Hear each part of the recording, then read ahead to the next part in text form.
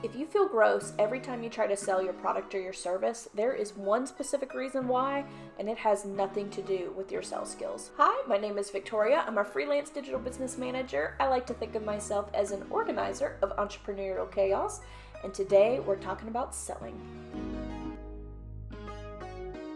You don't like to pitch, you don't like to sell, I get it. You don't want to be that used car salesman, and you don't want to feel pushy anytime you try to tell somebody about your services, and you get really anxious when you mention pricing. Here's the fact of why that feels so uncomfortable for you. Number one, you cannot sell something that you don't believe in. Let that sit with you.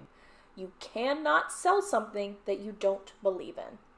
If you have developed a product that you're not sure actually solves the problem that your client is having, if you've developed a product that you don't believe is the value that you're actually trying to sell it for, or if you've developed a product that you simply are not happy with, that you're not excited about yourself, you are not going to be able to sell your product or your service. You have to create a product or a service that you actually know helps people. So how do you actually do this? Let's break it down in actionable steps. Step number one, create something that solves a problem. I'm doing a whole other video about this where we always focus on the product first when we should be focused on the problem first.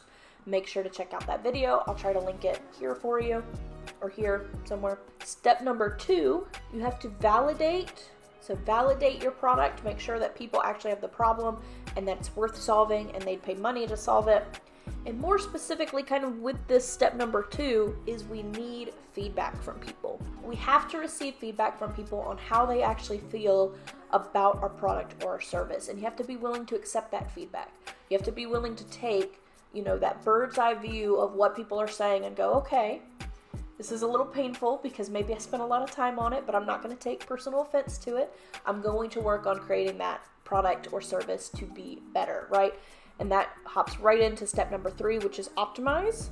In this case, I'm specifically talking about optimize your product or your service. So take the feedback that people have provided you, optimize your product or service to be better than it was before. And then you can repeat step number two until you get a product that people are legitimately excited about.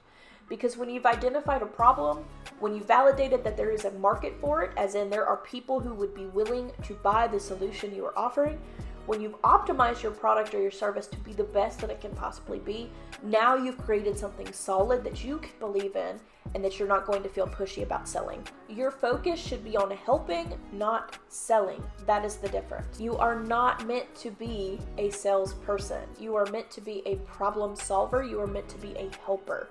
I want you to start thinking like one. Because when you believe in your solution, it becomes about serving other people, not trying to sell to them. Make sure to like and subscribe for more videos just like this.